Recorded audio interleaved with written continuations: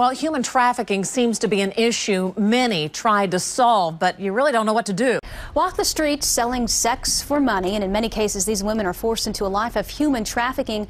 Police bust a house of prostitution in southwest Oklahoma City. An area of the metro plagued with prostitution takes a stand. I think it's really important for females to know that if they end up in a bad situation, the sooner they get out, the better. That it's never too late. They've got to get help. They can't keep secrets, and they need to get help and get out of that if they end up in a situation where this is what's starting to happen.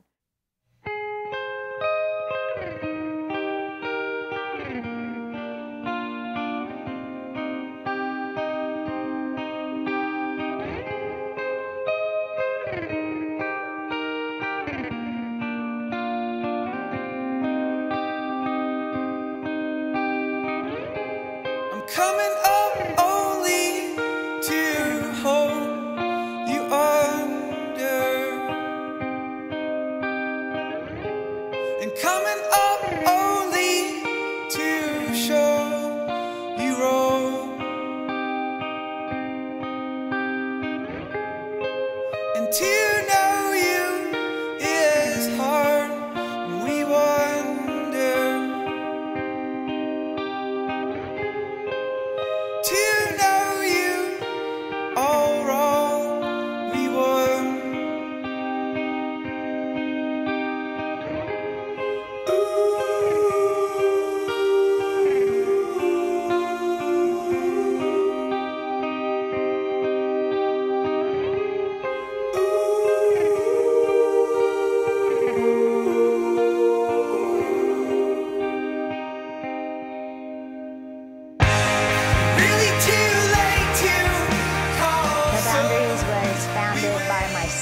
And the other co-founder in 2006, and we noticed that horrible things were happening around the world and that we really needed to do something about those things. Being college graduates with professions, we could go into devastated areas and literally change communities or villages or nations. And so in 2006 we responded and we started a not-for-profit, and we named it No Boundaries International, because we felt like if we would allow the things that we'd been given to work through us, and we would go in and make a difference in devastated areas. And so when we started, we were going over to places like West Africa or Haiti or Israel or Turkey, and we were working with child soldiers and ex-sex slaves and rebels. We worked with kids that had seen their parents brutally murdered. And we go in and out of earthquake zones or war-torn areas and really help in just the worst places on the planet. And so that started in 2006, and we're all volunteers. So what we wanted to do was train and mobilize people to go into areas of devastation to really make a difference. And so we just continued. We'd go over to Africa 5 times a year, but all of us lived in the Oklahoma City metro area. And finally, in 2011, somebody said, have you seen what's going on in Oklahoma City? And so in 2006, when we started working with human trafficking victims, but didn't call it human trafficking. And so we started, and we're really becoming experts in that area, and thought there was really no need stateside with what we'd seen internationally. And then one day we went and we sat down in Oklahoma City on one of the visible human trafficking and prostitution tracks, and we were absolutely heartbroken that this is happening right here. So since 2011, we've shifted more of our focus to not only an international level or outreach, but then to a stateside. So what we did is we started on the most visible track as a field study to see how big of a deal is this. And what we found is that we're going to have to focus effort here in Oklahoma. And so because of what we've seen, we've crawled into the trenches over the last 3 years, and because of what we've seen, we've decided that we need to first start the conversation. Human trafficking is alive and well in Oklahoma City, and that we're going to have to do something about it. And so after we start the conversation and bring people to the awareness that human trafficking is happening, this is a big deal, then we want to prevent the things that are happening. And every day girls are being bought and girls are being sold in our state, and we need to prevent that from happening. And obviously the girls that are targeted, the girls that we know that have started and have been in this for years, many of them have started when they were 12 or 13. And the youngest girl that we know that was trained out on the visible street prostitution track who was being trafficked was 11 years old. And so as we do awareness, the next thing we want to do is prevention. And then finally, there's got to be intervention for the girls who are trafficked, the girls who are being prostituted in our state. And so we're doing a lot of intervention with those girls. I think the problem has started as we as a society have decided that the value of a man is through his ability to consume, and the value of a woman is through her ability to be consumed or to be sexy. And so as soon as we have that cross where the sex act becomes, instead of an act of intimacy, it becomes a commodity, I think we're in trouble. And so right now, I think this all starts because men are willing to purchase women. If we take away the buyer, and I really think Oklahoma is being looked at, is there a market for the illegal activity of selling girls and women in our state? And if we would take away the buyer, then we wouldn't have this issue. It's really interesting when we first started and we started talking to the girls and we started reaching out on the streets and going into the trenches where all of this activity is happening, we weren't sure what we would see. We didn't know if we would see international victims or if it would be stateside. And what we found is that we haven't had to learn any foreign languages, that these have all been stateside girls that we see that are actively being trafficked or prostituted. And so with that, what we're seeing is that there are really two types of pimps, if you will, two types of controllers. And the first one we would refer to as a guerrilla pimp. That person who would pull up in your yard and who would kidnap your daughter and put a bag over her head and take her somewhere and have her out on the track being prostituted. I was a pimp most of my life. I had several girls work for me. I guess a good girl to me, I would say someone that would give you all the money, you know, because the money was mostly basically what all the girl would do. It wasn't about friendship or anything like that, no. What we're seeing at the ground level and at the street level in Oklahoma is the boyfriend pimp or the Romeo pimp. And so we have a girl with low self-esteem and they know how to prey upon that girl. They become the boyfriend. They shower the girl with gifts and all kinds of attention and affection. She thinks that that's the love of her life. And then eventually things get really bad fast. And he is turning her out to make money for him. And why do they stay? And so, for example, I was called in on a case, and the case was something like this. There was a girl who was a college student in Oklahoma, and she met a guy online, and she was so excited, and she fell in love with him. The guy lived in Dallas. She lived in Oklahoma. She's going to college. They start a kind of a talking, dating relationship online through social media. She felt like she knew him well. She had fallen in love with him. She was very careful. It was 8 months into the relationship, and she decided to take a trip to Dallas to meet him for the first time. And so she goes to Dallas and meets him. He puts her in a hotel and deprives her of food and water, and he introduces drugs to her. She has no orientation to time. He beats her, and then multiple men come in and day out and have sex with her.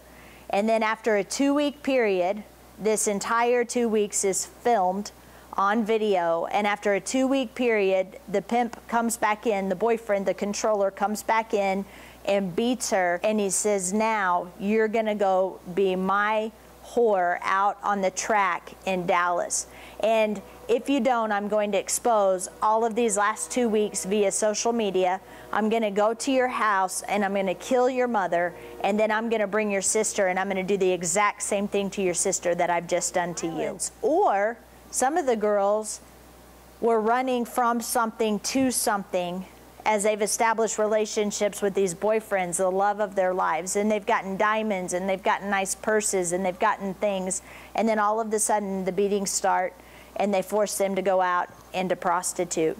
And then they come back and the beatings start again, and then there's this trauma bonding or this intermittent conditioning that happens where pretty soon the girl can't believe that this is what she's in, but then really has nowhere to turn and feels like it's her fault that she got into that thing, or she showered with love and the most unimaginable presence, and usually it's low self-esteem that these pimps are preying upon, and then followed by the horror and the abuse. And so it's very, very difficult for them to leave after they've gotten into this thing.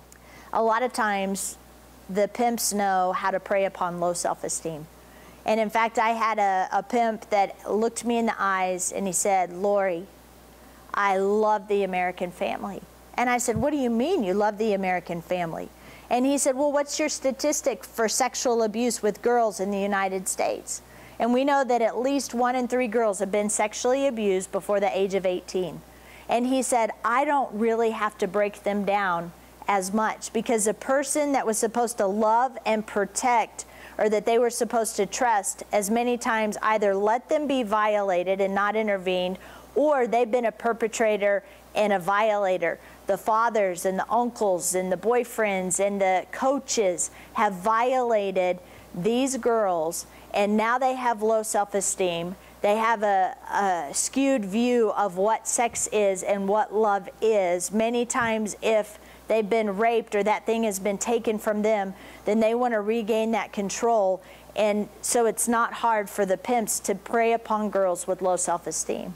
And so that's why we're seeing this is crossing socioeconomic barriers. This is crossing educational levels. What the pimps are looking for are certain personality profiles that have low self-esteem, that are looking for love, that they can ultimately come in and manipulate, and then they can control for the means of their gain to make money.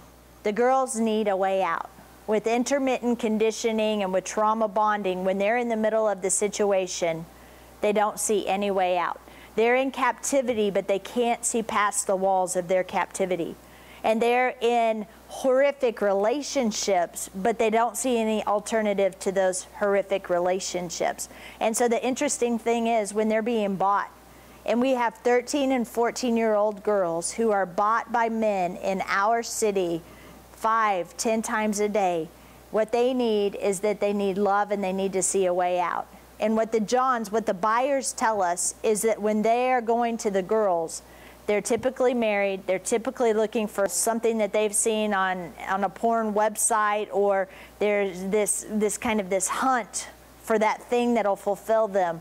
And when they finally find that girl, then they don't even ask the girl her name. And so what the girls need is, if they're lured into human trafficking because of low self-esteem, if that low self-esteem continues as they're abused and as men buy them and use them, then all we have to do to counteract that is to start to show love.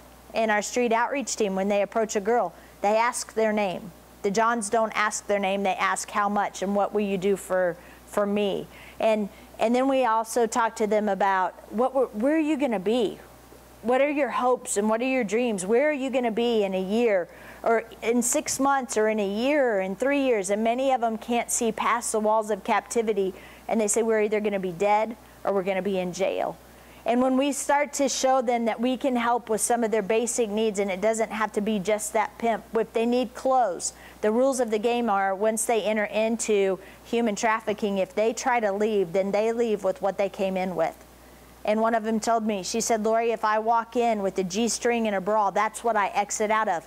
Who's going to help me with clothes? Who's going to help me establish an apartment? Who's going to help me get a job now that I have felonies because I was forced to do these things? Who's going to help me with a mattress or a microwave or with food?" And so as we start to provide the basic needs through food or clothing or resources or medical or dental, as we start to provide those things and they start to think outside of the control of the pimp, and there may actually be hope outside of this trafficking situation. We're able to go out and meet the girls where they're at. We're unusual because we network resources and we go into the trenches where the illegal activity is happening. And so that's kind of an unusual twist for an anti-human trafficking organization. We found that if we want to reach the most of the girls in the victimized population, we can't just put up a sign, all who are trafficked come to us, or all who are being prostituted come to us, all pimps come in, all Johns come in. What we have to do is go out and reach out to where they are. And so we reach out to them at a street level where they're actively being prostituted. Some of them are being trained and groomed for prostitution, where they're actively being trafficked. And with that, we reach out with resources and with hygiene products, and we'll go out on the streets. And we've actually reached several girls through the holiday season because they're giving Christmas presents at Christmas where they don't get any other Christmas presents. Or on Valentine's Day, we're out there giving roses. And so we have street outreach team members that go out almost on a daily basis at this point. And then from there, then we start to establish a relationship with the girls. We have a clothes closet, we have a food pantry, we have resource coordination, we coordinate medical and dental and therapy. We do kind of a home health wraparound service that when the girls have decided to physically get out of human trafficking, then we have to help them with the basic needs, and then we also have to help them emotionally exit out of human trafficking. Because what human trafficking looks like in Oklahoma City is that the girls aren't chained in the basement, or they're not locked in a bird cage, so to speak, but they have these emotional chains around their brain, and we have to move them from a point of, I'm going to end up dead, I'm going to end up in jail, to I'm worth something, I have value, and people are going to wrap around me and help me walk out of this. I think it's really dangerous when we as a society say that it's okay to buy people, that people should not be for sale. And I think that we as a community, and especially at a college level, we have to say that this is not okay. It's not okay for men to buy women. It's not okay for women to be bought. It's not okay for sex to be used for money and as a commodity. And I think that this takes individuals down on a road that takes them so much further than they wanted to go. It keeps them so much longer than they ever wanted to stay, and it's a lot more horrific. At what point do we lose ourselves in this thing that's become almost a part of our culture? So the vulnerable people are the ones that end up in this. And so we need to address hurt and pain and unresolved issues and low self-esteem, and we need to be very, very careful, because this is becoming something that's happening in our culture and in our society that can lead to death and destruction.